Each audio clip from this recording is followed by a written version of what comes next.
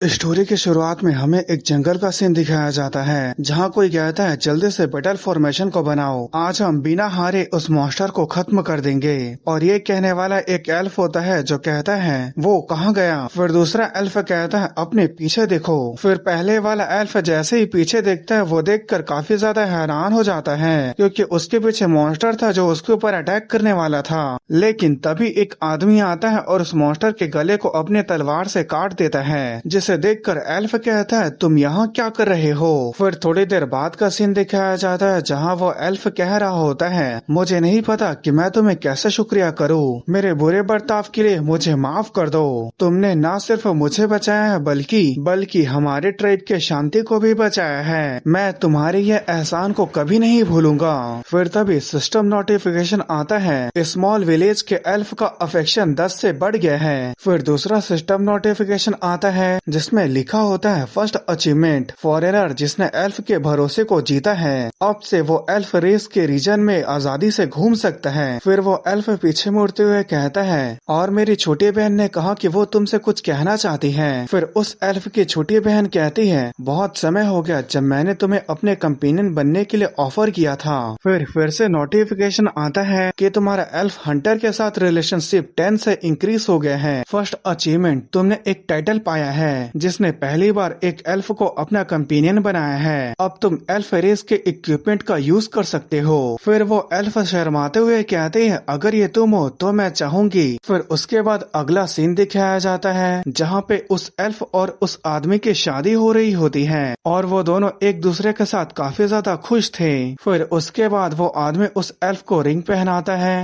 फिर उसके बाद वो लोग एक दूसरे को किस करते हैं। फिर सिस्टम नोटिफिकेशन आता है तुमने फर्स्ट अचीवमेंट पाया है, तुम एक पहले फॉरेनर हो जिसने एक एल्फ वुमेन से शादी किया है। फिर उसके बाद एक आदमी को दिखाया जाता है जो कहता है इसे यही रोको। फिर उसके बाद हमें बहुत से लोग दिखाए जाते हैं जिन लोगों के सामने स्टेज पर खड़ा आदमी कहता है मैं इसे कैसे इंट्रोड्यूस करूँ, इसके लिए मैंने अनगिनत घंटे बिताए हैं। एरिस ये कोई सिंपल गेम नहीं है। एरिस के सभी कैरेक्टर एआई से बनाए गए हैं और वो सभी अपने पर्सनैलिटी के हिसाब से काम करते हैं। एरिस ये एक दूसरी दुनिया है। उसकी बातें सुनकर वहाँ की खड़ी ऑडियंस कहती है जो मैंने अभी देखा क्या वो सच में एक गेम प्ले का फुटेज था, ऐसा नहीं हो सकता, वो बिल्कुल असली लोगों की तरह दिख रहे थे। मुझे नहीं लगा था कि ये सब सीजी था, मुझे तो ये सब असली लग रहा था। यहाँ पर सीजी का मतलब सीजीआई ग्राफिक्स वीएफएक्स है। फिर स्टेज पे खड़ा आदमी कहता है ये सिर्फ एक रियलिस्टिक गेम नहीं है बल्कि प्यूरियम कॉर्पोरेशन ने एक नई दुनिया को बनाया है। सुपर एआई से एक डिवाइन बीइंग का जन्म हुआ। एरिस के गॉड खुद यूजर को इवेल्युएट करते हैं और अचीवमेंट के हिसाब से उन्हें इनक्रेडिबल पावर देते हैं। एरिस के गॉड से रिवेलेशन मिलने के बाद तुम्हें स्पेशल पावर मिलती है और लेजेंडरी फेम पाने के बाद तुम एक हीरो बन सकते हो या तुम अपना खुद एक फोर्स बना सकते हो और एक किंग बन के राज कर सकते हो। दूसरे शब्दों में तुम वो हर चीज हासिल कर सकते हो जो असलियत में पॉसिबल है, यहाँ तक कि जो असलियत में इम्पॉसिबल है उसे तुम एरिस में पा सकते हो। उसकी बातें सुनकर ऑडियंस कहती है मुझे नहीं पता इसकी बातें सच है या नहीं, लेकिन इस तरह के क्वालिटी के साथ मैं इस गेम को जरूर खेलूंगा। और वो सभी उस गेम की तारीफ करते हुए उसका सवाल पूछने लगते हैं। और गाइस इस बंदे का नाम ली सेजिन है। फिर बताया जाता है 2045 में प्यूरियम कॉर्पोरेशन लिमिटेड ने एरिस गेम को बनाया। जीनियस ली सेजिन के हाथों से बना ये वर्चुअल रियलिटी गेम का रिएक्शन एक्सप्लोसिव था। इसने सिर्फ गेम इंडस्ट्री को नहीं बल्कि पूरी दुनिया के कल्चर को अफेक्ट किया और सिर्फ कुछ ही समय में इसके यूजर 1 बिलियन से भी ज्यादा हो गए। फिर उसके बाद एक साल बाद का सीन दिखाया जाता है जहाँ पे हमें एरिस के बिगिनर जोन का सीन दिखाया जाता है जहाँ 1 से 10 लेवल के प्लेयर रहते हैं और नए प्लेयर आए थे जो गेम की तारीफ करते हैं कि ये बहुत ही रियलिस्टिक लग रहा है। फिर एक चौके वाला आदमी कहता है उधर देखो ये वही है। एरिस के लॉन्च होने के बाद इस इवेंट की शुरुआत हुई। तुम्हें 10 बार में इस वुडन डमी को मारकर तोड़ना है। कहते हैं कि 1.2 बिलियन लोगों ने ऐसा करने की कोशिश की लेकिन वो सभी फेल हो गए। कहते हैं अगर तुम ऐसा करने में कामयाब हो गए तो तुम्हें 50 मिलियन वॉन का वीवीआईपी कैप्सूल मिलेगा और तुम्हारे सभी स्टेट्स +5 हो जाएंगे। फिर उस चोगे के बगल वाला आदमी कहता है 10 हिट इसे तोड़ने के लिए काफी है। फिर चोगे वाला कहता है भूल जाओ, ऐसा लगता है इन दिनों ज्यादा चैलेंजर्स दिखाई नहीं दे रहे हैं। नेशनल स्पोर्ट रिप्रेजेंटेटिव, यहाँ तक कि गोल्ड मेडलिस्ट हानुल भी इसे करने में फेल हो गया। नॉर्मल लोगों के लिए तो ये इम्पॉसिबल है। उसकी बातें सुनकर उसके बगल खड़ा आदमी काफी हैरान हो जाता है। फिर वो चोगे वाला कहता है इसीलिए इसके बारे में इतनी बातें हो रही हैं। फिर उसके बगल में खड़ा पीले वालों वाला कहता है तो यहाँ पर बिना कोशिश किए इतने सारे लोग क्यों खड़े हैं। फिर चोगे वाला आदमी कहता है ऐसा इसलिए क्योंकि आज इंसानियत की आखिरी उम्मीद है। फिर तभी उसके पीछे एक आदमी कहता है क्या तुम प्लीज मेरे रास्ते से हट सकते हो। जिसकी बातें सुनकर वो चोगे वाला आदमी पीछे देखता है और उसके पीछे एक बड़ा सा डीमन खड़ा होता है, जिसे देखकर लोग कहते हैं ये तो मेडोस्योक के प्राइमेट्स में सबसे स्ट्रॉन्गेस्ट आदमी है। फिर वो डीमन कहता है तो ये वुडन डमी है जिसे हानुल भी नहीं तोड़ पाया। फिर वो उस वुडन डमी के पास जाने लगता है, जिसे देखकर वहाँ के लोग बात करने लगते हैं। ऐसा नहीं लगता कि वो हमारे स्पीशीज का है। फिर वही चोगे वाला आदमी को दिखाया जाता है जो कहता है वे कहते हैं कि वो लोग सिर्फ अपने खाली हाथों से एक भालू को भी मार सकते हैं। उसके सामने तो ये वुडन डमी भी काफी छोटा लग रहा है। शायद वो 10 फीट पूरा होने से पहले उसे तोड़ने में कामयाब हो जाएगा। फिर उस डीमन को दिखाया जाता है जो अपना पंच मारते हुए कहता है तो चलो देखते हैं वो 50 मिलियन वॉन का वीवीआईपी कैप्सूल क्या मेरा होगा। फिर वो उस डमी के ऊपर पंच मार देता है। फिर उसके बाद उस डमी को देखकर वहाँ के लोग कहते हैं वो डमी पीछे धकेला गया। ऐसे लगता है इस बार ये चैलेंजर कामयाब हो जाएगा। फिर उसके बाद हमें एक आदमी को दिखाया जाता है जो कहता है तुम इसके बारे में क्या सोचती हो। फिर उसके बगल में बैठी लड़की कहती है मैं क्या सोचती हूँ, मैं बस ये उम्मीद करती हूँ कि वो कामयाब हो जाए। अगर हानुल के फेल होने के बाद वो आदमी भी इसे करने में कामयाब नहीं हो पाता तो इसके बाद शायद बहुत बड़ी परेशानी खड़ी हो जाएगी। उन्होंने लोगों का ध्यान खींचने के लिए एक इम्पॉसिबल क्विस्ट को बनाया है। एरिस यूजर रिक्रूटमेंट और पैसा बनाने के पीछे पागल है। शायद कल की हेडलाइंस इसी से भरी होगी। फिर उसके बगल में जो आदमी खड़ा होता है वो कहता है अगर ये आदमी फेल हो गया इसका मतलब हमें एरिस के सिस्टम में दखल देना होगा जो अनप्रेसिडेंट हो। लेकिन क्या इसे सीईओ मानेंगे। फिर वो लड़के कहते हैं ये कुछ ऐसा काम है जिसे आपको पूरा करना ही होगा टीम लीडर। फिर उसके बगल में खड़ा आदमी मतलब वो टीम लीडर कहता है एक अकेला टीम लीडर ऐसे कैसे कर सकता है। फिर वो लड़की कहती है मुझे नहीं पता लेकिन अगर ऐसा नहीं होगा तो मैं अपना काम छोड़ रही हूँ। फिर उसके बाद हमें उस डीमन को दिखाया जाता है जिसकी हालत खराब होती है और वो कहता है ये अनबिलीवेबल है। फिर वो जमीन पर नीचे गिर जाता है और सिस्टम नोटिफिकेशन आता है क्विस्ट फेल हो गया, प्लीज अगली बार कोशिश करे। फिर वो टीम लीडर कहता है अब हम फंस गए। फिर वो लड़की अपना बैग उठाते हुए कहती है चलो हम जल्दी करते हैं और यहाँ से भाग निकले इससे पहले कि हमें प्रोटेस्ट के लिए बुलाएं। फिर उसके बाद वो दोनों आपस में बात करते हुए वहाँ से जाने लगते हैं। फिर तभी एक आदमी कहता है टीम लीडर एक नया चैलेंजर आया है। फिर टीम लीडर पीछे मुड़कर कहता है क्या इसीलिए तुमने मुझे रोका, क्या ऐसे लग रहा है कि वो कामयाब हो सकता है। फिर उसके बाद वो लड़की कहती है उसने बेसिक गियर पहना है जो कैरेक्टर को बनाने के बाद मिलता है और सिस्टम में इसे तभी चेंज किया जा सकता है जब आप 10 लेवल के हो जाए या आप एक मॉन्स्टर को पकड़ ले। उसके वेपन को देखकर ऐसे लग रहा है कि वो किसी कैश शॉप से लिया गया है। ऐसे बहुत से प्लेयर है जो अपने वेपन को कैश शॉप से लेकर आए लेकिन वो सभी के सभी फेल हो गए। फिर उसके बाद वो आदमी कहता है मुझे माफ कर दीजिए आपको रोकने के लिए। फिर टीम लीडर कहता है ठीक है कोई बात नहीं, मैं भी इसे देखकर सोच रहा था क्या होगा। फिर उसके बाद वो लोग वहाँ से जाते हुए कहते हैं ठीक है मैं डिनर के बाद वापस आऊंगा। फिर तभी वो लोग रुक जाते हैं और टीम लीडर वापस मुड़कर कहता है अचानक से ये शोर शराबा क्यों आ रहा है। फिर तभी वो टीम लीडर सामने देखकर काफी ज्यादा हैरान हो जाता है क्योंकि उस वुडन डमी के बीच से 2 टुकड़े हो गए थे। फिर तभी एक वर्ल्ड मैसेज आता है जिसमें कांग्रेचुलेशन किया जा रहा था और गाइस आप लोग तो इतना में समझ ही गए होंगे कि यही हमारा एमसी है। फिर सिस्टम नोटिफिकेशन आता है कि तुम पहले यूजर हो जिसने वुडन डमी को खत्म किया है। फिर उसके सभी स्टेट +5 हो जाते हैं और 200 का फेम मिलता है जिसे देखकर टीम लीडर के हाथों से उसका चाय का कप छूट जाता है और वो कहते हैं ये क्या था, आखिर वो है कौन, क्या इस तरह का स्किल वाला आदमी यहाँ पर बचा हुआ था। फिर वो लड़की कहती है नहीं, यहाँ सबसे ज्यादा स्किल वाला मेडोस्योक आखिरी बचा हुआ था, यहाँ पर मेडोस्योक का मतलब उस डीमन से है। फिर वो लड़की कहती है देखने से तो वो एक मामूली सा आदमी लग रहा है। फिर तभी टीम लीडर काफी हैरान होते हुए कहता है रुको 1 मिनट, उसका स्वॉर्ड उसके ग्रेड का पता लगाओ। फिर वो लड़की बैठ जाती है और कंप्यूटर को चलाते हुए कहती है रुको 1 मिनट, मैं अभी उसका पता लगाती हूँ। फिर वो लड़की कहती है टीम लीडर इसका रिजल्ट बहुत ही अजीब है। फिर टीम लीडर कहता है बिल्कुल ऐसा होना ही था, अगर ऐसा नहीं होता तो ये अजीब होता। फिर वो लड़की कहती है ये सच है, लेकिन वो स्वॉर्ड एक एपिक ग्रेड का है। फिर उसके बाद उस स्वॉर्ड के बारे में बताया जाता है जिसका नाम डे लाइट होता है। Grade epic, durability 3000, attack power 143, restriction 40 level या उससे हायर लेवल के ही इसे यूज कर सकते हैं। पर इस स्वॉर्ड को जिसने बनाया है अगर वो यूज करता है तो उसके ऊपर कोई भी रेस्ट्रिक्शन नहीं है, जिसे देखकर टीम लीडर काफी ज्यादा हैरान हो तो ये सोचने लगता है क्या एपिक ग्रेड का स्वॉर्ड, आखिर ये आदमी है कौन, आखिर इसकी असली पहचान क्या है। फिर उसके बाद हमें एमसी के पास्ट का सीन दिखाया जाता है जहां एमसी सोच रहा होता है मेटल रिंग की आवाज, एक ऐसी आग जो मेरे बॉडी से पूरा पसीना निकाल सकती है। फिर हमारा एमसी कहता है क्या फादर। फिर उसके बाद एमसी कांपते हुए आवाज में कहता है फादर आप वापिस आ गए। फिर हमारा एमसी रोने लगता है और अपने फादर को जाकर गले लगा लेता है। फिर वो कहता है फादर मैं आपको प्रोटेक्ट करूंगा।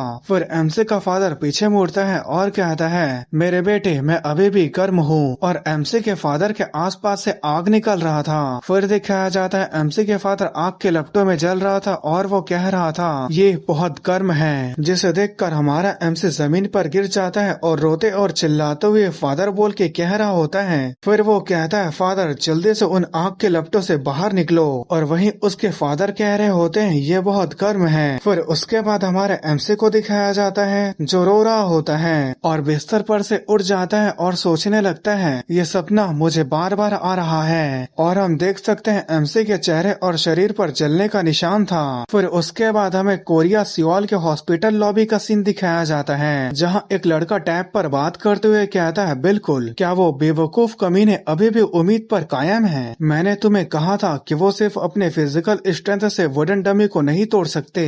फिर उसके बाद हमारे एमसी को दिखाया जाता है जो कहता है हे किम जीहुन, जिसे देखकर जीहुन कहता है ओह तो तुम यहाँ हो। फिर हमारा एमसी कहता है तुम्हारा मतलब क्या है, मैंने तुम्हें कहा था कि मुझे दिन में फोन मत करना। फिर जीहुन कहता है तो मुझे क्या करना चाहिए था, तुम मुझसे शाम को भी नहीं मिल सकते हो क्योंकि तुम काम कर रहे हो, और मैं तुम्हारे फादर के हॉस्पिटल रूम में भी नहीं जा सकता। फिर उसके बाद हमारा एमसी बैठ जाता है और हंसते हुए कहता है तो तुम क्या चाहते हो। फिर उसके बाद जीहुन कहता है वैसे क्या तुम हॉट नहीं हो। उसकी बातें सुनकर हमारा एमसी गुस्सा हो जाता है। फिर वो अपने मास्क को हटाते हुए कहता है क्या तुम मरना चाहते हो। फिर उसके बाद जीहुन कहता है मुझे माफ कर दो, ये मेरी गलती है। फिर वो टैब को दिखाते हुए कहता है ठीक है चलो मैं सीधा पॉइंट पर आता हूँ, तुमने एरीज का नाम तो सुना ही होगा। फिर हमारा एमसी कहता है क्या एरीज। फिर जीहुन कहता है मुझे ये मत कहना कि तुम इसके बारे में नहीं जानते, ये अभी के समय का टॉप गेम है जो एआई के साथ है। खैर ये सब भूल जाओ, इस गेम में शुरुआत के लोगों के लिए एक इवेंट है। बात यह है कि कोई भी इसमें सक्सेस नहीं हो पाया, बड़े से बड़े सेलिब्रिटी भी इसमें फेल हो गए, लेकिन अगर तुम ये करने में कामयाब हो गए तो तुम्हें एक वीवीआईपी कैप्सूल मिलेगा जिसकी कीमत 50 मिलियन वॉन है। फिर एमसी कहता है तो क्या। फिर जीहुन कहता है तो चलो इसे ट्राई करते हैं। फिर हमारा एमसी कहता है तुमने कहा कि इसमें बिलियन से भी ज्यादा लोग फेल हो गए, तो तुम्हें क्या लगता है कि हम ये कर लेंगे। और वो मन ही मन सोच रहा होता है मैं तो गेम भी नहीं खेलता। फिर जीहुन कहता है बिल्कुल ये डिफिकल्ट है लेकिन इम्पॉसिबल नहीं, क्योंकि जब वुडन डमी को तोड़ने की बात आती है तो तुम्हारे पास एक चांस हो सकता है। फिर एमसी कहता है तुम्हारा मतलब क्या है और ये सब क्या है। फिर जीहुन कहता है तुम्हारे अच्छे दोस्त ने एरिस गेम खेलने के लिए एक स्टैंडर्ड इशू कैप्सूल को तैयार किया है, ये 10 मिलियन वॉन के लायक है। जिसकी बातें सुनकर एमसी हैरान होते हुए कहता है क्या 10 मिलियन वॉन। फिर जीहुन कहता है हाँ। वे कहते हैं स्टैंडर्ड वाले के लिए सिंक रेट लगभग 85% है, लेकिन खेलने में कोई प्रॉब्लम नहीं होनी चाहिए। फिर एमसी कहता है क्या इतना ज्यादा महंगा और इसे बिलियन लोग खेलते हैं। फिर जीहुन कहता है ये इन्वेस्टमेंट के लायक है, अगर चीजें अच्छी तरह से चलती है तो इनक्रेडिबल रिवॉर्ड मिलना शुरू हो जाते हैं। तुम इन दिनों इसे असली दुनिया के करेंसी से भी ट्रेड कर सकते हो, इसलिए हर कोई इस गेम को खेल रहा है। फिर वो कैप्सूल के पास जाता है और उसे खोलते हुए कहता है ठीक है इतना काफी है, तो क्या अब हम इसके अंदर चलें? मैंने इसे थोड़ा सा ट्राई किया है। फिर उसके बाद हमारा एमसी कहता है हे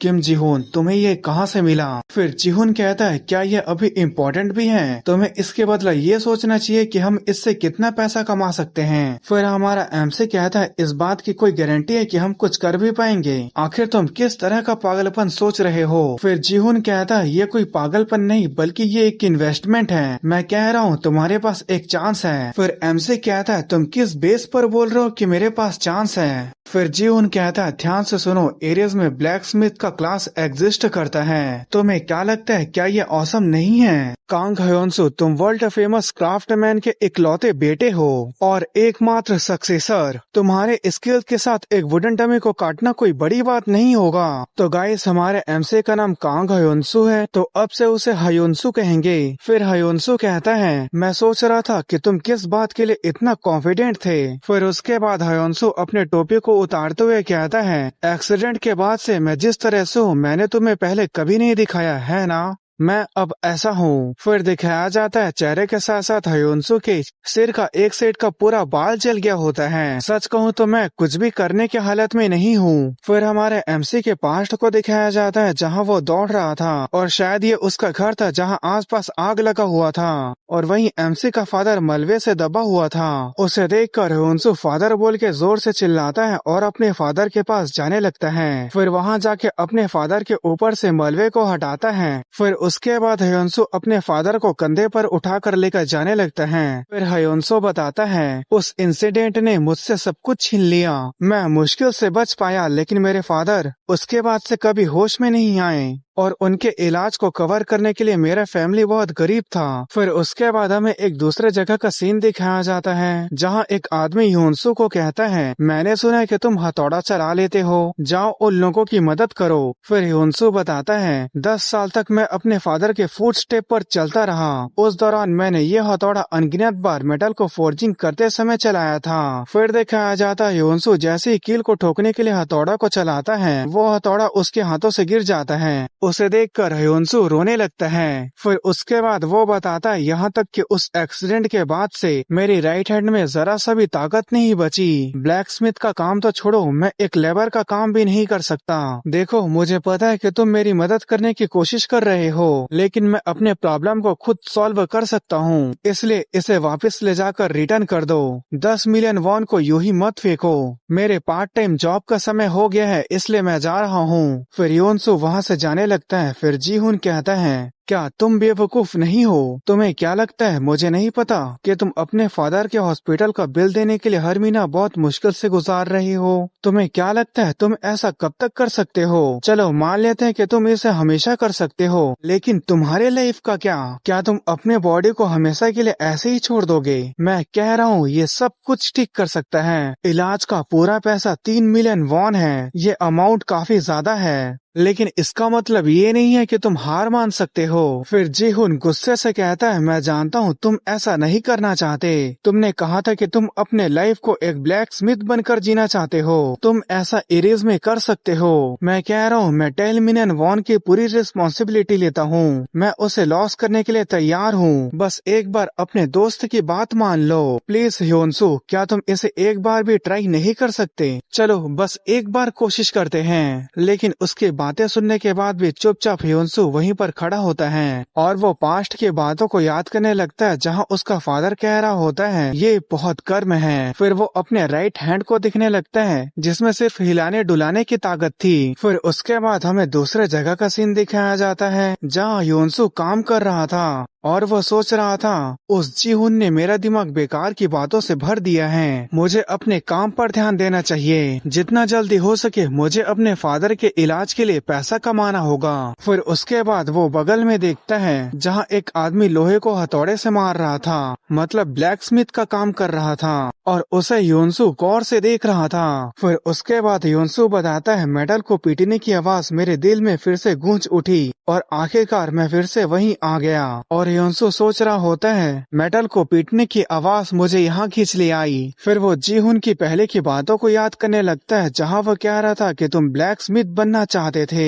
उसकी बातों को याद करके ह्योन्सु सोचने लगता है वो आग जो मेरे पूरे शरीर से पसीना निकाल सकता है, पीटते हुए मेटल की वो गूंजने वाली आवाज, मैं इसे फिर से सुनूंगा फादर। फिर उसके बाद ह्योन्सु कैप्सूल के अंदर जाकर वियर पहन के पूरे तरह से तैयार हो जाता है। फिर सिस्टम नोटिफिकेशन आता है एरिस के वर्ल्ड में आपका स्वागत है। कैरेक्टर बनाने की शुरुआत किया जा रहा है। प्लीज अपना निकनेम सेट करें। फिर दिखाया जाता है एमसी के आसपास से कई सारे पिक्सल्स निकलने लगते हैं। फिर उसके बाद योनसु अपना नाम योनसु रखता है। फिर नोटिफिकेशन आता है कैरेक्टर कस्टमाइजेशन को शुरू किया जा रहा है। फिर दिखाया जाता है योनसु के आसपास से बहुत सारे पिक्सल निकलने लगते हैं, जिसे देखकर वो भी हैरान था। फिर नोटिफिकेशन आता है कि बॉडी टेप को एनालाइज किया जा रहा है। फिर दिखाया जाता है योनसु के बॉडी में जितने भी जलने के निशान थे वो सभी गायब होने लगते हैं। फिर सिस्टम नोटिफिकेशन आता है एनालिसिस कंप्लीट हुआ। फिर योनसु को दिखाया जाता है जो पूरी तरह से ठीक हो गया होता है। फिर नोटिफिकेशन आता है क्या तुम इसी अपीयरेंस के साथ आगे बढ़ना चाहोगे? फिर योनसु कहता है हाँ। फिर नोटिफिकेशन आता है कैरेक्टर क्रिएशन फिनिश हुआ। सर्वर को सर्च किया जा रहा है। फिर दिखाया जाता है योनसु अपने राइट हैंड को देख रहा होता है। फिर वो सोचने लगता है वो कमीना किम जिहुन सिर्फ जले हुआ का निशान नहीं गया, बल्कि मेरे राइट हैंड की ताकत भी वापस आ गई। ऐसा लगता है कि मैं अब 10 मिलियन वॉन के कर्जे में हूँ। बेहतर होगा कि मैं इस कर्ज को चुकाने के लिए कड़ी मेहनत करूँ। फिर नोटिफिकेशन आता है तुम्हें रैंडम टेरिटरी में समन किया जा रहा है। तुम्हें बार्डिन टेरिटरी के बिगिनर जोन में भेजा जा रहा है। फिर उसके बाद हमें बार्डिन टेरिटरी के लैंड के ब्लैक स्मिथ का घर को दिखाया जाता है। फिर उसके बाद हमें ब्लैक स्मिथ को दिखाया जाता है जो अपने क्लब्स को टाइट करता है और कहता है ये नर्क की तरह है, जैसे कि मैं हार मान लूंगा। वो इंस्ट्रक्टर तुम लोग बस इंतजार करो, मैं तुम्हारे घमंड को चूर चूर कर दूंगा। मैं उन कमीनों के तलवार से भी ज्यादा बेहतर तलवार बनाऊंगा। फिर वो हथौड़ा मारते हुए कहता है प्लीज ये काम कर जाना। फिर योनसु वहाँ आते हुए कहता है ऐसा नहीं करते हैं, जिसकी बातें सुनकर वो ब्लैक स्मिथ हैरान हो जाता है। फिर वो पीछे मुड़कर देखता है जहाँ पे योनसु खड़ा था। फिर वो ब्लैक स्मिथ कहता है क्या एक आउटसाइडर, तुमने अभी क्या कहा? फिर योनसु कहता है मैंने कहा कि तुम्हें ऐसा नहीं करना चाहिए था। फिर उसके बाद योनसु कहता है ऐसा लग रहा है कि आप एक ब्लेड बना रहे हो, लेकिन अगर आप ऐसा ही करते हो तो आप कभी भी एक मजबूत तलवार नहीं बना पाओगे। फिर वो ब्लैक स्मिथ कहता है ऐसा लग रहा है कि तुम एक आउटसाइडर हो, तो तुम्हें क्या पता? फिर योनसु कहता है मैं जानता हूँ ये जगह मेरी नहीं है, लेकिन मैं देखकर बता सकता हूँ कि आप एक ग्रेट स्वॉर्ड बनाने की कोशिश कर रहे हैं। मैं बस खड़े होकर देख नहीं सकता।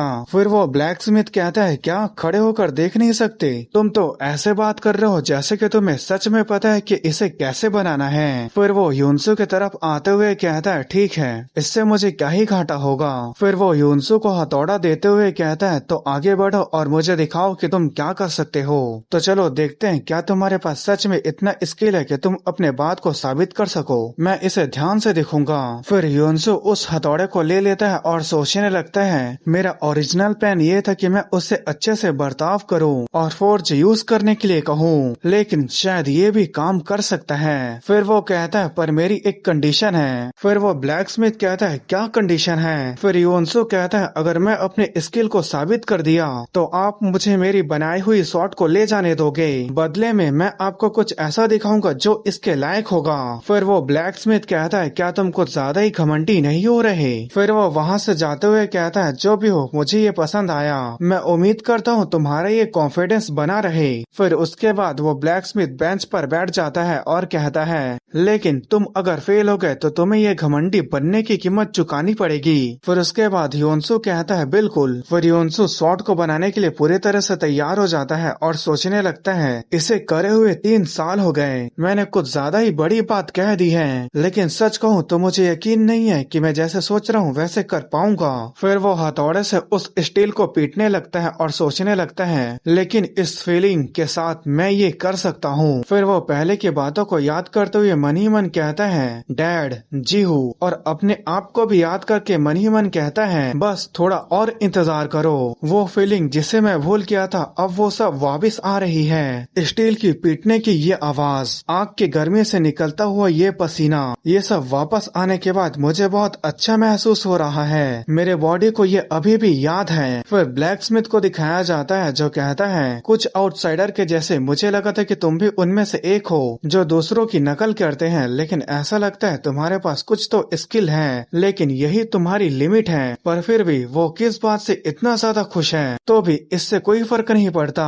क्योंकि आखिरी में इस जगह पर सिर्फ रिजल्ट मायने रखती है। जब तक तुम्हारे पास कोई अमेजिंग स्किल ना हो तब तक तुम सिर्फ एक बड़े से दीवार को मार रहे हो। मैंने उसे ऐसा करने दिया क्योंकि मुझे ऐसे लगा कि शायद मुझे कुछ अच्छा देखने को मिल जाए, पर ऐसा कोई रास्ता नहीं है कि स्टार्टर जोन में एक स्किल्ड ब्लैकस्मिथ हो। ऐसा लगता है ये सिर्फ समय की बर्बादी है। पर तभी वो सामने की तरफ देखकर हैरान हो जाता है क्योंकि योंसू ने उस स्टील को मोड़ दिया था, जिसे ब्लैकस्मिथ गौर से देखने लगता है। फिर योंसू उस स्टील को पलटता है और उसे मोड़कर फिर से पीटने लगता है। उसे देखकर ब्लैकस्मिथ सोचने लगता है क्या वो उसे मोड़कर दोबारा गर्म करके उसे टेम्परिंग कर रहा है, क्या वो उसके इम्प्योरिटीज को निकाल कर उसके स्ट्रेंथ बढ़ाने का तरीका है। आखिर इस तरह के सिंपल टेक्निक के बारे में मैंने पहले कभी क्यों नहीं सोचा, लेकिन क्या सच में ये काम करता है या मुझे ये सब दिखाकर ये मुझे बेवकूफ बनाने की कोशिश कर रहा है। मेरे पास एक स्किल है जो किसी भी आइटम के ग्रेड को अप्रेस कर सकती है। फिर वो ब्लैकस्मिथ उस स्टील के ग्रेड को देखने लगता है जो डी ग्रेड से बढ़कर सी ग्रेड हो गया था, जिसे देखकर वो ब्लैकस्मिथ हैरान होकर अपने जगह से खड़े हो जाता है। फिर वो सोचने लगता है मैंने पहले भी सी ग्रेड स्टील को फोर्ज किया है, लेकिन मैं रैंक को बढ़ते हुए इतना तेजी से पहले कभी नहीं देखा। तो क्या इसका मतलब ये झूठ नहीं बोल रहा था, लेकिन वो इसके आगे नहीं जा सकता। ऐसा कोई रास्ता नहीं है कि वो उसके ग्रेड को और भी ज्यादा बढ़ा सकता है। आगे बढ़ो और अपनी सारी ताकत को झोंक दो।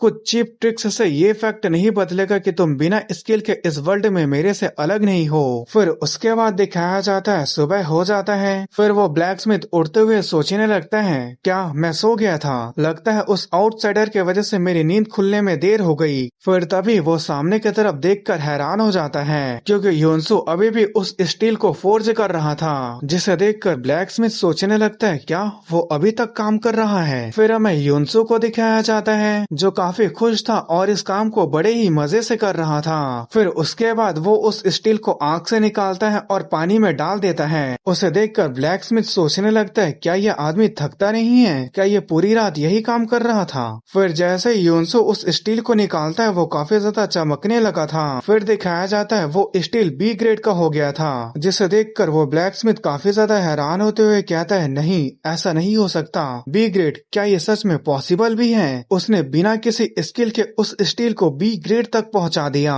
और वो अभी भी नहीं रुका है। मुझे ये मत कहना कि वो उसके ग्रेड को और भी ज्यादा हायर बढ़ाना चाहता है। फिर हमें योंसू को दिखाया जाता है जो उस स्टील को चेक करने के बाद अपने सिर पर हाथ रख लेता है और कहता है मुझे इसे करे काफी लंबा समय हो गया, ऐसा लगता है मुझे और भी ज्यादा मेहनत करना होगा। फिर उसके बाद वो ब्लैकस्मिथ आ जाता है और उस स्टील को उठाते हुए कहता है मुझे बताओ क्या करना है, मैं तुम्हारी मदद कर सकता हूँ। उसे देखकर योंसू स्माइल करते हुए कहता है शुक्रिया। फिर हमें थोड़ी देर बाद का सीन दिखाया जाता है जहाँ वो दोनों मिलकर उस स्टील को फोर्ज कर रहे थे और योंसू बार बार उसे चेक कर रहा था और साथ ही उस ब्लैकस्मिथ को कुछ टिप्स और टेक्निक भी बता रहा था।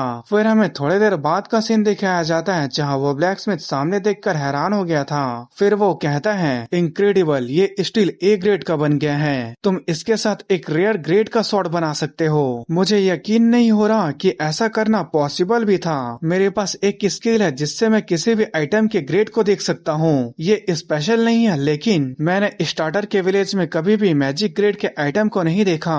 रेयर ग्रेड को देखना तो बहुत दूर की बात है। इसके साथ तुम एक बहुत ही अच्छा स्वॉर्ड बना सकते हो, क्या तुम इसे बनाने के लिए एक्साइटेड नहीं हो। फिर हमें योंसू को दिखाया जाता है जो कुछ खोज रहा था। फिर वो कहता है अभी जश्न मनाने के लिए ये कुछ ज्यादा ही जल्दी है, जिसकी बातों को वो ब्लैकस्मिथ नहीं समझ पाता। फिर योंसू कहता है ये अभी भी खत्म नहीं हुआ, ब्लेड को और भी ज्यादा बारीक धार देने की जरूरत है। मुझे इसे ऐसे बनाना है कि ये बिना टूटे इमेंस फोर्स का सामना कर सके। ब्लेड की धार अभी भी परफेक्ट होने से बहुत दूर है, जिसकी बातें सुनकर तो उस ब्लैकस्मिथ का मुंह ही बन जाता है। फिर वो हंसते हुए कहता है मैंने आज से पहले तुम्हारे जैसे आउटसाइडर कभी नहीं देखा। फिर योंसू कहता है मुझे बचपन से ही स्मिथिंग करना पसंद था। फिर वो ब्लैकस्मिथ कहता है तुमने कहा कि तुम स्वॉर्ड बनाओगे और उसे अपने साथ ले जाओगे। फिर योंसू कहता है हाँ। फिर वो ब्लैकस्मिथ कहता है अगर ऐसी बात है तो तुम क्यों ना फिर से इस मटेरियल के साथ बनाने की कोशिश करो। फिर योंसू कहता है आपके कहने का क्या मतलब है। फिर जब योनसो उस मटेरियल को देखता है तो वो देखकर काफी हैरान हो जाता है। फिर वो ब्लैकस्मिथ कहता है ये मिथ्रिल ओरे है, ये विरासत है जो हमारी फैमिली में generation to generation pass down होते आ रही है। फिर योनसो कहता है तो आप मुझे ये क्यों दे रहे हैं। फिर वो ब्लैकस्मिथ कहता है क्योंकि मैंने तुमसे बहुत कुछ सीखा है और तुमने मेरी और भी ज्यादा सीखने की इच्छा को जगाया है, इसलिए मैं तुम्हें शुक्रिया कहना चाहता हूँ। और इसके अलावा मेरे पास इतना स्किल नहीं है कि मैं इस मटेरियल से कुछ बना सकता हूँ, इसलिए मैं देखना चाहता हूँ कि तुम इस मटेरियल के साथ किस तरह के शॉट को बनाओगे। फिर हमें योनसो को दिखाया जाता है जो उस मटेरियल को गौर से देखकर सोचने लगता है मिथ्रिल ओरे ये एक ऐसी चीज है जो असली दुनिया में एग्जिस्ट नहीं करती है। ये सोचना कि मैं एक ऐसा वेपन बनाऊंगा जो लेजेंडरी मटेरियल से बना है, जिस मटेरियल के बारे में मैंने सिर्फ कहानियों में ही पढ़ा है, मैंने इससे पहले इस मटेरियल के साथ काम नहीं किया, इसलिए ये एक गैम्बल है। फिर योनसो कहता है मैं इसे कैसे मना कर सकता हूँ। फिर वो ब्लैकस्मिथ कहता है मुझे पता था तुम यही कहोगे, मैं तुम्हारी मदद करूंगा, इसके बदले अगर तुम बुरा ना मानो तो तुम मुझे कुछ और चीजें सिखाओगे। फिर योनसो कहता है बिल्कुल, जबकि आपने मुझे इतना इंक्रेडिबल मटेरियल दिया है तो मैं आपके लिए इतना तो कर ही सकता हूँ। फिर ब्लैकस्मिथ कहता है तो क्या अब से मैं आपको मास्टर बोलूं। फिर योनसो कहता है नहीं, इसकी कोई जरूरत नहीं है, आप मेरे ग्रैंडफादर की उम्र के हैं। फिर ब्लैकस्मिथ कहता है उम्र तो सिर्फ एक नंबर है। और इसी तरह से उन लोगों की बातें चल रही होती हैं। फिर हमें 1 महीने बाद प्रेजेंट टाइम का सीन दिखाया जाता है जहाँ योनसो ने उस वुडन डमी को सिर्फ अपने शॉट के एक ही स्ट्राइक से काट दिया था। फिर उसके बाद फिर से शॉट के बारे में बताया जाता है जहाँ उसके बारे में कुछ और इन्फॉर्मेशन बताया जाता है कि उसके पास एक स्विफ्ट ब्लेड की पैसिव स्किल और एक रिसाइलेंट शॉट की एक्टिव स्किल है, और बाकी चीजों को आप वीडियो पॉज करके देख सकते हो। फिर योनसो के बारे में बताया जाता है जो लेवल 1 का होता है और इसके पास अभी कोई भी क्लास नहीं होता। फिर हमें प्यूरियम कॉर्पोरेशन लिमिटेड के मैनेजमेंट सेंटर का सीन दिखाया जाता है जहाँ टीम लीडर कहता है तो ये एरियज में लॉगिन करने के बाद फोर्ज में गया और वहाँ मिथ्रिल ओरे से शॉट बनाया और यहाँ आकर उस शॉट से वुडन डमी को काट दिया। इसे दोबारा देखने के बाद भी मुझे ये इम्प्रेसिव लग रहा है। फिर वो असिस्टेंट मतलब वो लड़की कहती है अगर आप घूरने के बजाय काम पर ध्यान देंगे तो ये ज्यादा बेहतर होगा, नहीं तो आपको डिमोट कर दिया जाएगा। फिर टीम लीडर कहता है मैं ब्रेक ले रहा हूँ। ये काफी ज्यादा निराश की बात है, मैं कहीं भी देखूं उसके बारे में कोई इन्फॉर्मेशन नहीं है। फिर वो असिस्टेंट कहती है नाम किम यूनसू, उम्र 23 साल, अभी वो उडोंग के स्टूडियो अपार्टमेंट में है। ये कंफर्म है कि उसने किसी जान पहचान के आदमी के घर से लॉगिन किया था। उसकी बातें सुनकर टीम लीडर खुश होते हुए कहता है तुमने उसके बारे में पता लगा लिया, तुम सबसे बेस्ट असिस्टेंट हो मैनेजर ली। फिर उसके बाद असिस्टेंट कहती है हमें पता है अरेना में क्या हुआ, मैं उसके पर्सनल इंफॉर्मेशन को पढ़ रही हूँ क्योंकि अभी अभी उसका वीवीआईपी कैप्सूल के लिए एप्लीकेशन आया है। उसने हमसे कांटेक्ट नहीं किया, इसलिए मुझे ऐसे लगा कि वो इसे एक्सेप्ट नहीं करेगा। उसका एप्लीकेशन अभी आया लेकिन वो रिक्वेस्ट कर रहा है कि उसका रियल वर्ल्ड में पहचान को प्राइवेट रखा जाए। उसकी बातें सुनकर टीम लीडर कहता है क्या वो अपनी पहचान को छुपाना चाहता है। फिर असिस्टेंट कहती है हाँ, और वो इसके लिए काफी जिद कर रहा है। मैं सोच रही हूँ वो ऐसा क्यों करना चाहता है। अगर उसकी असली पहचान रियल वर्ल्ड में लोगों को पता चल गई तो उसे एक सेलिब्रिटी की तरह ट्रीट किया जाएगा। फिर टीम लीडर कहता है हो सकता है स्पॉटलाइट में ना आने का उसका कोई अपना कारण होगा, तो वो अभी कहाँ है। फिर वो असिस्टेंट कहती है ऐसा लग रहा है कि वो अभी अभी हंटिंग ट्रेनिंग सेंटर में इंटर किया है। फिर उसके बाद एक आदमी कहता है हे बच्चे, यहीं से असली मॉन्स्टर दिखना शुरू होते हैं, मुझे माफ कर दो लेकिन मैं तुम्हारा लेवल देख सकता हूँ। एक लेवल 1 के पास एक भी चांस नहीं है कि वो इस टेस्ट को पास कर सके। मैं अपना समय बर्बाद नहीं करना चाहता, इसलिए यहाँ से चले जाओ। और इस आदमी का नाम होता है रेलसेन और ये हंटिंग ट्रेनिंग सेंटर का इंस्ट्रक्टर होता है। फिर वो कहता है जाओ पहले कुछ खरगोश का शिकार करो और जब तुम पूरे तरह से तैयार हो जाओगे तब यहाँ वापस आना। उसकी बातें सुनने के बाद योनसू सोचने लगता है क्या वो मेरे स्टेट्स को नहीं देख सकता। फिर वो कहता है मैं कोशिश करूंगा कि आपका समय बर्बाद न हो। फिर वो इंस्ट्रक्टर कहता है क्या सिर दर्द है, उन शॉट में से किसी एक को पकड़ लो और यहाँ आओ। फिर योनसू कहता है अगर मैं किसी भी शॉट को यूज कर सकता हूँ, तो क्या ये चलेगा कि मैं अपने शॉट को यूज करूँ? फिर टीम लीडर कहता है उसने पूरा 1 महीना स्टार्टर जोन में बिताया। आमतौर पर लोग इसे सिर्फ 30 मिनट में ही क्लियर कर लेते हैं और शायद इसी के वजह से उसके बेस स्टेट्स काफी कमाल के हैं। और सबसे ज्यादा इम्पोर्टेंट, उसके पास सिर्फ एपिक ग्रेड की स्वॉर्ड है जो आपको उसके पास देखने के लिए मिल जाएगा, पर वो अभी तक क्लास लेस है और वो लेवल 1 पर है। मैंने सालों से अनगिनत प्रोफेशनल और आर्टिस्ट लोगों को मैनेज किया है, लेकिन उसके कंपेयर में अभी देखे तो ये बेतुका लग रहा है। क्या हमें सच में बिना दखल दिए हुए इस वर्ल्ड के गॉड के ऊपर सब कुछ छोड़ देना चाहिए, या हमें सुपर एआई एरीज के ऊपर भरोसा करना चाहिए? फिर जो चेयर पर बैठा आदमी होता है वो कहता है, तो उसके बारे में आपको भी चिंता है? टीम लीडर किम ताइसियोक, वो अभी वार्डन के बेगिनर हंटिंग ग्राउंड में है और ये बोलने वाला होता है ली सेचिन, जिसने इस गेम को बनाया है। फिर वो कहता है शायद उसे नहीं पता उसके लिए क्या इंतजार कर रहा है, एक लेजेंडरी क्लास का ऑफर। फिर हंटिंग ट्रेनिंग सेंटर का सीन दिखाया जाता है जहां इंस्ट्रक्टर सोच रहा था वो बच्चा अपनी तलवार को यूज करना चाहता है, एक हाथ से बना हुआ शॉट। तुम्हें क्या लगता है कि तुम एक ब्लैक स्मिथ हो? फिर वो इंस्ट्रक्टर स्माइल करने लगता है और कहता है एक बेकार के ट्रेड के लिए अपना फ्यूचर बर्बाद करना कितना बेवकूफी भरा है। पर योन्सो कुछ भी नहीं कह रहा होता है और उसकी बातों को चुपचाप सुन रहा होता है। फिर इंस्ट्रक्टर कहता है इस जगह पर मॉन्स्टर तीनों तरफ से अटैक करते हैं, किसी भी घटिया वेपन से कहीं ज्यादा बेहतर एक ट्रेंड स्वॉर्ड्समैन है, तो यहाँ पर ब्लैक स्मिथ का काम करने वाला क्यों आया है? फिर बताया जाता है इंस्ट्रक्टर की एफिनिटी -10 हो गई होती है। फिर योन्सो अपने आंख बंद करके सोचने लगता है मैंने ये रिएक्शन रियल लाइफ में कई बार देखा है, ब्लैक स्मिथ अब एक बेकार से सपने के अलावा कुछ भी नहीं है। लेकिन एरिस में आने के बाद मुझे लगा कि आखिरकार मेरे मेहनत को रिकॉग्नाइज किया जाएगा। फिर योन्सो कहता है वो कौन था? उन सभी स्वॉर्ड्समैन में से वो स्वॉर्ड्समैन जो इस ट्रेनिंग ग्राउंड से पास हुआ है, उन सभी में सबसे ज्यादा आउटस्टैंडिंग कौन था? मैं उनके टेस्ट से भी ज्यादा मुश्किल टेस्ट को देना चाहता हूँ। उसकी बातें सुनकर वो इंस्ट्रक्टर गुस्सा होते हुए सोचने लगता है शायद मैं इस बार्डिंग हंटिंग ग्राउंड में एक इंस्ट्रक्टर के रूप में सड़ रहा हूँ। मैंने अनगिनत स्टूडेंट को ट्रेन किया है, मैं सिर्फ एक बार देखकर ही टैलेंटेड आदमी को पहचान सकता हूँ। एकमात्र बेगिनर के लिए इतना घमंडी होना ये कुछ ज्यादा हो रहा है। फिर बताया जाता है इंस्ट्रक्टर प्रोवोक हो गया है। फिर वो इंस्ट्रक्टर कहता है ठीक है शायद तुम कोशिश करने के लायक हो। फिर बताया जाता है ट्रायल का प्रपोजल मिला है। फिर वो इंस्ट्रक्टर कहता है मुझे फॉलो करो, यहाँ मेरा काम लोगों को बेसिक सिखाना और कंफर्मेशन टेस्ट को चलाना है, लेकिन मैं उन रेयर लोगों को एक स्पेशल ट्रायल देता हूँ जो टैलेंटेड लोगों को दिखाता है। ये हाईएस्ट रिकॉर्ड स्टेज 3 ट्रायल है। फिर हमें कुछ गॉब्लिन को दिखाया जाता है जो लोग अपना हथियार पकड़े हुए स्माइल कर रहे होते हैं। फिर बताया जाता है ये लेवल 6 के सुप्ट गॉब्लिन है। फिर वो इंस्ट्रक्टर कहता है क्योंकि तुम इस तरह से लापरवाह चैलेंज करने के लिए जोर दे रहे हो, इसलिए अगर तुम फेल होते हो तो तुम्हें सजा भी मिलेगी, तुम 1 हफ्ते तक नहीं आओगे और खरगोश का शिकार करोगे।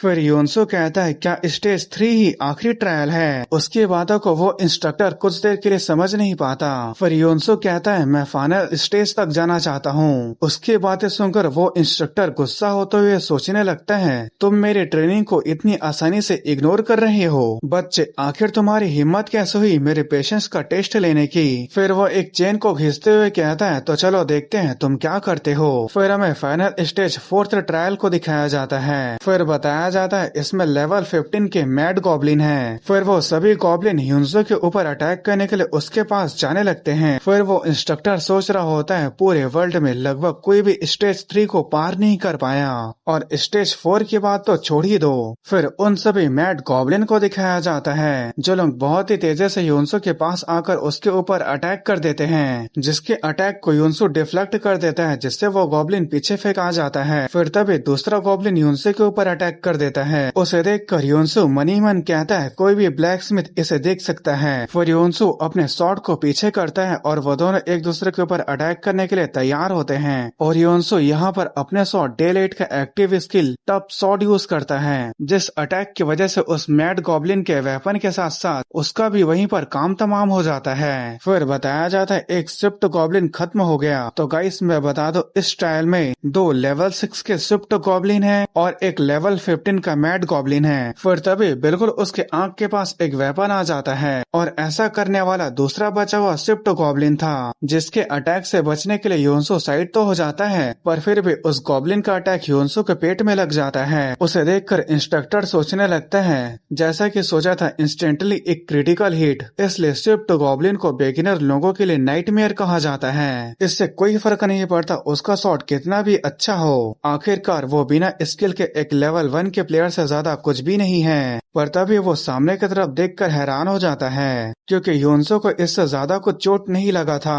और उसका अभी का एचपी 82% होता है। फिर योनसो कहता है, जितना मैंने सोचा था ये उससे ज्यादा दर्द दे रहा है। और उसे देखकर इंस्ट्रक्टर सोचने लगता है, आखिर एक लेवल 1 का प्लेयर क्रिटिकल हिट लगने के बावजूद भी कैसे बच सकता है। फिर योनसो सोचने लगता है, लकीली पूरे समय वेपन को फोर्स करते वक्त मेरे स्टेट्स भी बढ़ गए, मेरे स्ट्रेंथ और वाइटलिटी काफी अच्छी है, लेकिन अभी भी मेरी एजिलिटी कम है। उसे देखकर इंस्ट्रक्टर सोचने लगता है, अभी ये खत्म नहीं हुआ है, असली खतरा तो अब शुरू होगा। फिर हमें मैड गॉब्लिन को दिखाया जाता है, जो योनसो के पास उसके ऊपर अटैक करने के लिए आ रहा था। फिर वो मैड गॉब्लिन मैडनेस थॉर्न्स का अटैक करता है, जिस अटैक की वजह से योनसो पीछे धकेलाने लगता है, जिसके वजह से योनसो को चक्कर आ रहा था और उसे ठीक से दिखाई नहीं दे रहा था। फिर वो धीरे धीरे अपने आँख खोलने लगता है, जिसे देखकर इंस्ट्रक्टर सोचने लगता है, ये बच्चा सच में तारीफ के लायक है, लेकिन बस यहीं तक इसकी लिमिट है, ये यहीं पर खत्म होता है। फिर दिखाया जाता है स्विफ्ट और मैड दोनों गॉब्लिन योनसो के ऊपर अटैक करने वाले होते हैं। फिर योनसो अपने शॉट को सामने की तरफ करता है और सोचने लगता है, मुझे फोकस करना होगा, जो मैंने शॉट बनाई है मुझे उस पर भरोसा करना होगा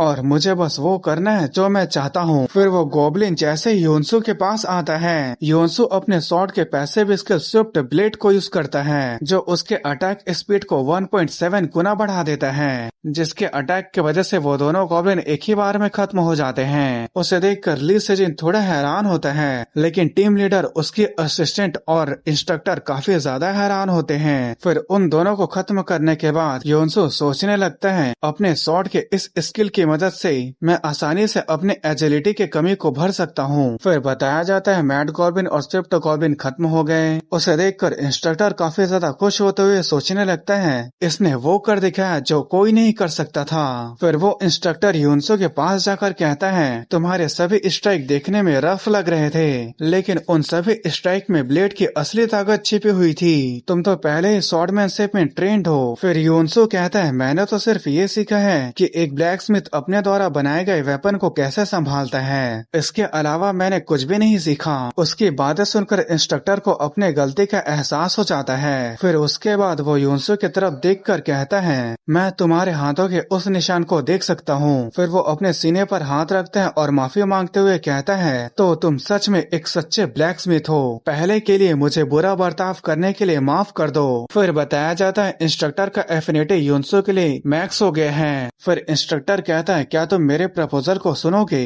मैं ऐसा इसलिए कह रहा हूँ क्योंकि मैं सच में टैलेंट की रिस्पेक्ट करता हूँ। क्या तुमने कभी मैड लॉर्ड के बारे में सोचा है? फिर legendary class change to mad lord का क्विस्ट आ जाता है। उसे देखकर टीम लीडर और असिस्टेंट दोनों हैरान हो जाते हैं। उसे एक लेजेंडरी क्लास चेंज का ऑफर किया जा रहा है, मैड लॉर्ड, जो एपिक क्लास मैड नाइट से भी ऊपर होता है। ये अकेले ही क्लास 2 स्पेशल मैनेजमेंट यूजर के रूप में जाना जाता है। ये अच्छा है, ये बहुत ही अच्छा है, लेकिन क्लास चेंज क्विस्ट को एक्सेप्ट करने का मतलब पीछे हटने का कोई रास्ता नहीं है। एक मैड लॉर्ड 100 मैड नाइट को कमांड करता है, तुम इस वर्ल्ड के गार्डियन बन जाओगे। फिर वो इंस्ट्रक्टर कहता है, तुम इसके बारे में क्या कहते हो?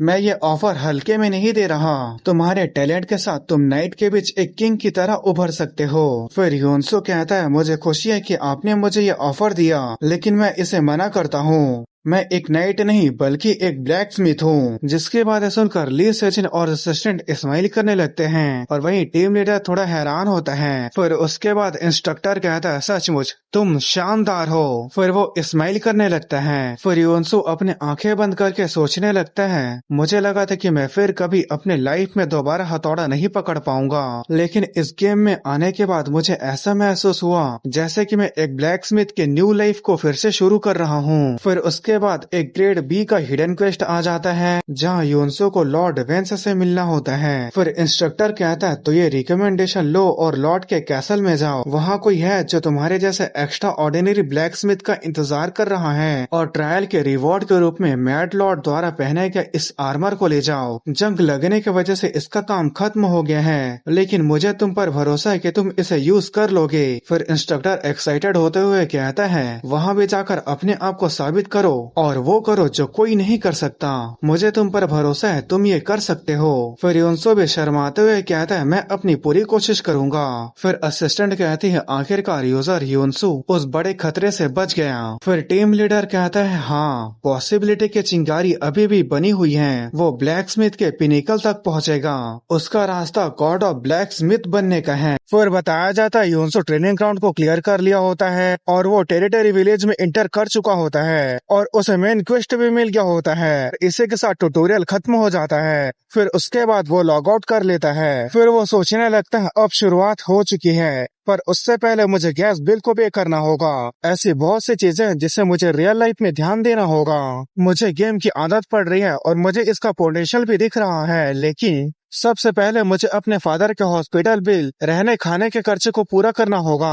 फिर वो बैंक बैलेंस को चेक करने लगता है, पर तभी उसके मोबाइल में जिहुन का कॉल आ जाता है। फिर यूनसो कॉल को उठा लेता है। फिर जिहुन कहता है क्या तुमने ट्रेनिंग ग्राउंड क्लियर कर लिया? काम में थोड़ा बिजी था इसलिए मैं लॉगिन नहीं कर पाया। फिर यूनसो कहता है हाँ, मैंने ट्रेनिंग ग्राउंड क्लियर कर लिया है, मुझे क्वेस्ट मिला है और अब मैं टेरिटरी विलेज पहुंच गया हूँ। फिर जिहुन कहता है ये तो बहुत बढ़िया है, तुम अब ऑक्शन हाउस को यूज कर सकते हो, तुम्हें उसे जाकर देख लेना चाहिए। पर यूनसो को ऑक्शन हाउस के बारे में पता नहीं होता। फिर जिहुन बताता है गेम के अंदर गियर और आइटम्स को बनाया जाता है और उन्हें ऑक्शन हाउस में गोल्ड से खरीदा और बेचा जाता है। गेम के 10 गोल्ड रियल लाइफ में 10,000 वॉन के बराबर होते हैं। यहाँ सच में बहुत सारे पैसे की ट्रेडिंग होती है, इसलिए मैंने तुम्हें एरिस गेम में बुलाया। जानते हो इस गेम को खेलते हुए मुझे क्या एहसास हुआ? मैंने तुम्हारे और तुम्हारे अंकल द्वारा बनाई गई सॉर्ड जैसी अमेजिंग चीजों को पहले कभी नहीं देखा, इसलिए मैंने कहा था कि ये काम करेगा। एक बार जब तुम्हें 99.9% सिंक वाली वीवीआईपी कैप्सूल मिल जाएगी तो ये और भी ज्यादा इनक्रेडिबल होगा। चलो अब पूरे मार्केट को वर्ल्ड के सबसे ग्रेटेस्ट ब्लैक स्मिथ के मास्टरपीस से भर दे। फिर यूनसो स्माइल करते हुए शुक्रिया कहता है। फिर उसके बाद उनकी बात हो जाती है। उसके बाद वो खाना को खाते हुए सोचने लगता है अब मेरा रास्ता साफ और सीधा है, मुझे गोल्ड को कमाने के लिए क्राफ्टिंग और क्वेस्ट पर ज्यादा ध्यान देना होगा, जिसका मतलब है कि मेरे पास स्टैमिना की कमी नहीं होना चाहिए। ये कोई असली ब्लैक स्मिथिंग नहीं है, लेकिन गेमिंग में भी स्टैमिना खर्च होता है। फिर उसके बाद वो दौड़ते हुए सोचने लगता है प्लीज डैड आप बस थोड़ा इंतजार करो, मैं ये मेक श्योर करूंगा कि आप जल्द ही दोबारा फिर से जागेंगे। फिर उसके बाद वो गेम में लॉगिन कर लेता है। अब ट्रेनिंग ग्राउंड क्लियर करने की वजह से अब वो ऑक्शन हाउस को भी यूज कर सकता है, इसलिए उसे अपने नए शॉप का नाम एंटर करने के लिए कहा जाता है। फिर यूनसो अपने शॉप का नाम यून्स फोर्ज रखता है। फिर तभी उसे किसी जगह ट्रांसपोर्ट कर दिया जाता है। फिर हमें दिखाया जाता है वहाँ पर एक काफी बड़ा तराजू था और उसी के सामने यूनसो था। फिर यूनसो के सामने कई सारे आइटम के इंफॉर्मेशन आ जाता है जिसे बेचा जा रहा था। फिर उसके पास नोटिफिकेशन आता है कि आप ऑक्शन बोर्ड को कभी भी किसी समय एक्सेस कर सकते हैं। फिर यूनसो सोचने लगता है मुझे पहले किसे बेचना चाहिए। लाइट ब्रिंगर के अलावा मेरे पास सिर्फ एक ही स्वॉर्ड है जिसे मैंने फोर्ज में बनाया था, ये एक रेयर ग्रेड का स्वॉर्ड है और इस तरह का लेवल लिमिट का स्वॉर्ड 70 गोल्ड के आसपास का बिकता है। जिहुन ने प्राइस को कम नहीं रखने के लिए कहा था, इसके लिए 100 गोल्ड कैसा रहेगा। फिर वो अपने सबसे पहले फोर्ज हुए स्वॉर्ड को ऑक्शन में बेचने के लिए 100 गोल्ड में रख देता है और जैसे ही वो उस स्वॉर्ड को ऑक्शन में रखता है उस स्वॉर्ड का नोटिफिकेशन सभी प्लेयर को आ जाता है और बातें करने लगते हैं कि इस स्वॉर्ड को लेवल 1 के क्राफ्टमैन ने बनाया है जिसका अभी कोई क्लास भी नहीं है।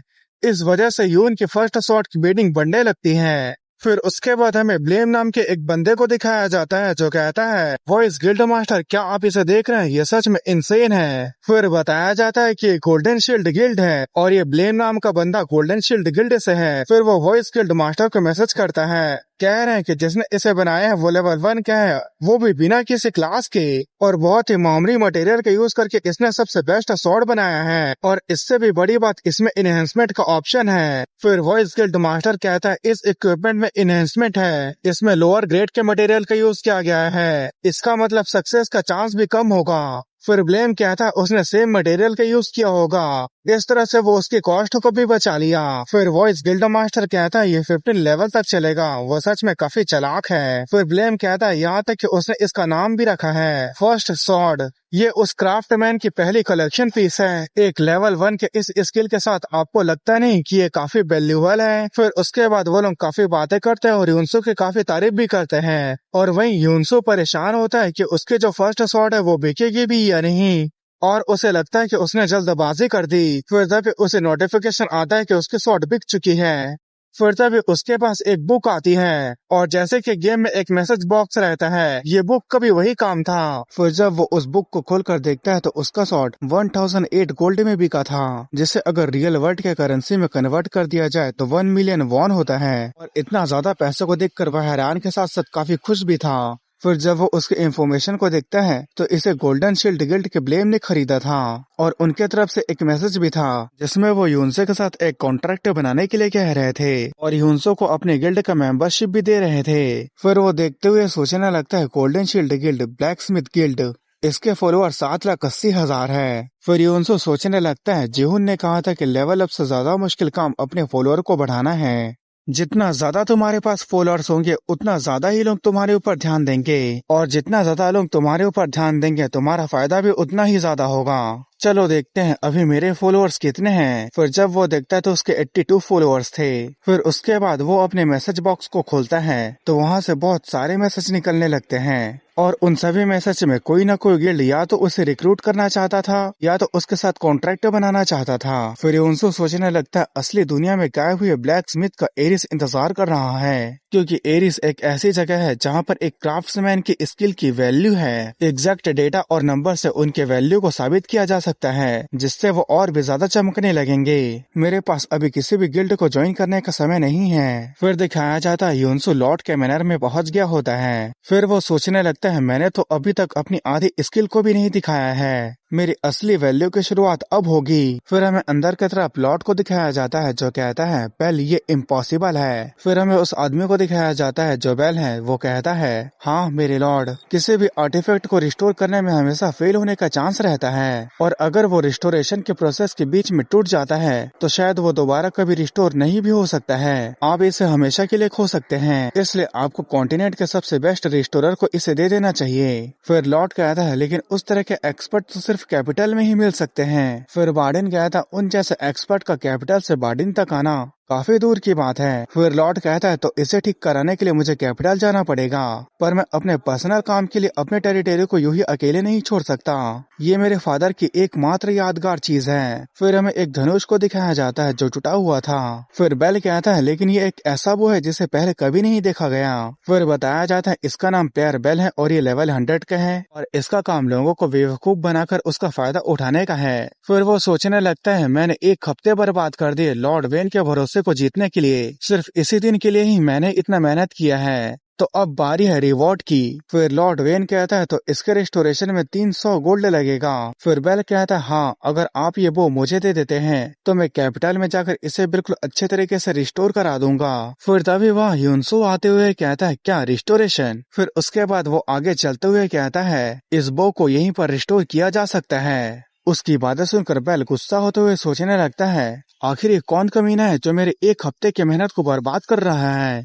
फिर उसके बाद लॉर्ड वेंस कहते हैं तुम ये कह रहे हो कि तुम इस टूटे हुए बो को अभी और यहीं पर ठीक कर सकते हो, जिसकी बातें सुनकर यूनसो इस्माइल कर रहा होता है। फिर लॉर्ड वेंस अपने गार्ड को बुलाते हुए कहता है आखिर ये आदमी है कौन। फिर वो गार्ड कहता है लॉर्ड ये इंस्ट्रक्टर रेल्सन के रिकमेंडेशन लेटर को लेकर आया है। फिर लॉर्ड वेंस कहता है क्या इंस्ट्रक्टर रेल्सन, क्या तुम्हारा मतलब बेगनर हंटर स्टीरिंग ग्राउंड के रेल्सन से है। फिर लॉर्ड वेंस कहता है बार्डिन टेरिटरी के लॉर्ड के तौर पे मैं तुमसे पूछता हूँ अपने एबिलिटी और एक्सपीरियंस को मुझे बताओ। फिर यूनसो को नोटिफिकेशन आता है कि लॉर्ड वेंस अपने क्लास और लेवल इंफॉर्मेशन की रिक्वेस्ट कर रहे हैं। फिर यूनसो कहता है मेरा नाम यूनसो है और मैं अभी लेवल 1 पर हूँ और मेरा अभी कोई भी क्लास नहीं है। फिर बेल कहता है क्या मैंने सही सुना, कहीं ये मजाक तो नहीं है। एक लेवल 1 का प्लेयर लॉर्ड वेंस के सामने घमंडी बनने की हिम्मत कर रहा है, और वो भी बिना किसी क्लास के। क्या तुम्हें नहीं पता कि रिस्टोरेशन स्किल को सिर्फ 80 या उससे ज्यादा हायर लेवल वाले ब्लैक स्मिथ ही सीख सकते हैं। इसके अलावा तुम्हारी इतनी हिम्मत है कि तुम एक एपिक ग्रेड के रिकर्व वो को रिस्टोर करने की बात कर रहे हो। मैंने यहाँ एक हफ्ता बिताया है, इसलिए मेरे काम में टांग मत अड़ाओ। फिर यूनसो कहता है तुम गलत हो, ये कोई रिकर्व बो नहीं है। इस बो को हॉर्न बो कहा जाता है। जिसकी बातें सुनकर बेल हैरान होते हुए कहता है क्या हॉर्न बो, और उसकी बातों से लॉर्ड वेंस भी काफी हैरान हो जाता है। फिर यूनसो उस बो के पास आते हुए कहता है आपके गार्ड ने मुझे बताया था कि ये आपके गुजरे हुए फादर की एकमात्र यादगार निशानी है। ये वो जल गया था जिसे आप रिस्टोर करना चाहते हैं। बहुत समय पहले बाहर से आए एक मिस्टीरियस आदमी ने इसे दिया था, एक ऐसा वो जिसे पहले कभी नहीं देखा गया था। फिर लॉर्ड वेंस कहता है मैं हमेशा से अपने टेरिटरी के बाहर लोगों के साथ अच्छे से बर्ताव करने की कोशिश करता हूँ, लेकिन मैं अपने हेयरलूम के बारे में बाहरी लोगों से धोखेबाज बातों को सुनकर थक गया हूँ। अब से तुम जो भी बोलोगे तुम्हें उसकी जिम्मेदारी को उठाना पड़ेगा। फिर यूनसू कहता है मुझे एक चीज कंफर्म करना है, भले ही इसे किसी बाहर के आदमी ने गिफ्ट किया था, लेकिन असलियत में क्या इसे इसी टेरिटरी में नहीं बनाया गया था। जिसकी बातें सुनकर लॉर्ड वेंस भी हैरान हो जाता है। हॉल में आते समय मैंने रास्ते पर भैंस के जैसे दिखने वाले जानवरों के झुंड के एक ड्राइंग को देखा। बफेलो के हॉर्न एक काफी स्पेशल मटेरियल है और इसका कर्व भी अलग है। इसमें वेल के नस का यूज किया गया है। क्या आप इसे समझा सकते हैं? फिर लॉर्ड वेंस कहता हाँ, वो बाहर का आदमी मेरे फादर का फ्रेंड था और एक ब्लैक स्मिथ था। तुमने जो बड़े भैंसों के झुंड के ड्राइंग को देखा वो एक मॉन्स्टर थे। वो भैंस और वेल की नसें बार्डन के टेरिटरी में पाई जाने वाली एक रेयर चीज है। उस आदमी ने मेरे फादर को एक बो गिफ्ट किया जो बार्डन टेरिटरी के सबसे बेस्ट मटेरियल से बना था। यह सोचकर खुशी होती है कि तुमने इस बो के उन मटेरियल का पता लगा लिया जिसे 100 लेवल का ब्लैक स्मिथ भी पता नहीं लगा पाया। सुनकर बेल को काफी गुस्सा आ रहा होता है। फिर लॉर्ड वेंस कहता है मैं अपने फादर के हेयरलूम को समय के साथ खत्म होते हुए नहीं देख सकता। मैं बस इसे किसी ऐसे आदमी को देना चाहता था जो इसे ठीक कर सके।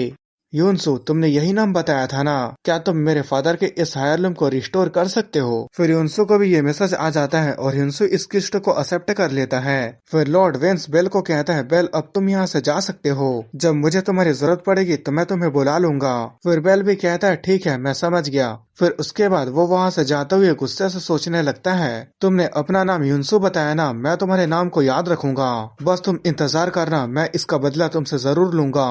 फिर लॉर्ड वेंस कहता है अब हमें वो को रिस्टोर करने के लिए क्या करना चाहिए? फिर यूनसू कहता है अगर हो सकता है तो उन भैंसों के हॉर्न वेल के नस को ले आइए, हमें इसके लिए ओक सहतूत बांस और अच्छे टूल्स की जरूरत होगी। फिर सिस्टम में भी नोटिफिकेशन आ जाता है कि तुमने बो के मटेरियल को पहचान लिया है। फिर यूनसू जैसे उस बो को छूता है उसके बारे में सारे इन्फॉर्मेशन आ जाता है और उसके मटेरियल और उसके रिस्टोरेशन प्रोसेस को भी बता दिया जाता है। फिर हमें पास्ट का एक सीन को दिखाया जाता है जहाँ यूनसू अपने फादर के साथ मिलकर बो को बना रहा था और उसके फादर उसे अच्छे से इंस्ट्रक्ट कर रहे थे कि उसे किन किन बातों का ध्यान देना है और उसे अच्छे से कैसे बनाना है, और साथ ही वो उसे शाबाशी भी दे रहे थे कि वो इन्हें काफी अच्छे से बना रहा है और वो चीजों को जल्दी सीख जाता है। और इन बातों को याद करके वो वियर कैप्सूल में ही रोने लगता है। फिर वो सोचने लगता है मेरे हाथों में इतना स्किल है, इसे मैं ठीक वैसे ही क्राफ्ट कर सकता हूँ जैसे कि आपने मुझे सिखाया था। फिर वहीं पर लॉर्ड वेंस आ जाता है और वो कहता है क्या तुम्हें मेरी किसी भी तरह की मदद की जरूरत है? फिर उसके बाद हमें सीधे रात के सीन को दिखाया जाता है जहाँ पर यूनसू बो के मटेरियल को अच्छे से तैयार कर रहा था और ये सब करते हुए लॉर्ड वेंस उसे काफी गौर से देख रहा था। फिर वो सोचने लगता है दिन भर यही करना आसान नहीं है, मेरी ग्रिप स्ट्रेंथ कम होती जा रही है, लेकिन उसके उस इस्माइल चेहरे को देखकर मुझे भी ताकत मिल रही है। फिर उसके बाद हमें एक हफ्ते बाद का सीन दिखाया जाता है जहां वो सोच रहा था ये सोचना कि मुझे पूरे एक हफ्ते तक ये करना पड़ेगा, ये काफी थका देने वाला है। फिर हमें दिखाया जाता है लॉर्ड वेंस वहीं जमीन पर सोया होता है और वहीं वो कह रहा होता है क्या अब मैं वापस नहीं जा सकता? फिर यूनसू कहता है नहीं, बो को शेप देने में आपको मदद करनी होगी। आप यहाँ वर्कशॉप में रोज इसलिए आ रहे हैं क्योंकि आप अपने फादर के हायरलूम को खुद रिस्टोर होते हुए देखना चाहते थे।